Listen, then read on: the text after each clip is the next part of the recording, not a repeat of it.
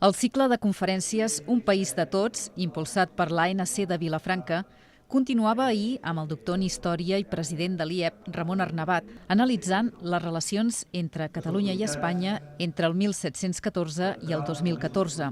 Unes relacions que, segons Arnabat, a nivell governamental han estat força complexes. Després de repassar els principals esdeveniments i el comportament dels diversos grups socials catalans, es constata una llarga trajectòria del catalanisme cultural que arrenca just després del 1714 i culmina amb la formulació del catalanisme polític. Podem observar una llarga trajectòria de catalanisme, no des del punt de vista polític, sinó cultural, que neix des del mateix moment de 1714 i que, tot i que va canviant de forma, doncs es manté fins a l'actualitat, no?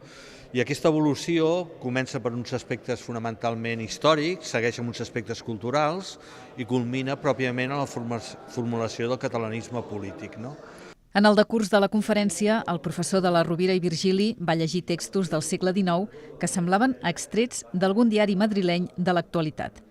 Arnabat també ha fet notar com al llarg de 300 anys ha circulat un corrent poderós i profund de consciència col·lectiva que ens ha permès preservar la identitat i la llengua contra tots els intents de negar-les.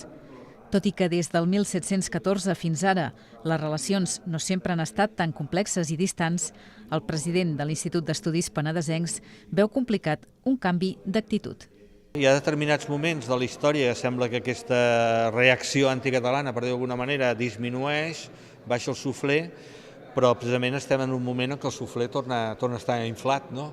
I per tant jo veig complicat que hi hagi un canvi, no? Perquè significaria un canvi d'actitud, no solament respecte a Catalunya, sinó respecte al que entenem per democràcia, per llibertat, per igualtat, etc. El cicle de conferències de l'ANC Vilafranquina continuarà el proper 11 de juny amb la presència d'un destacat membre del Consell Assessor per a la Transició Nacional.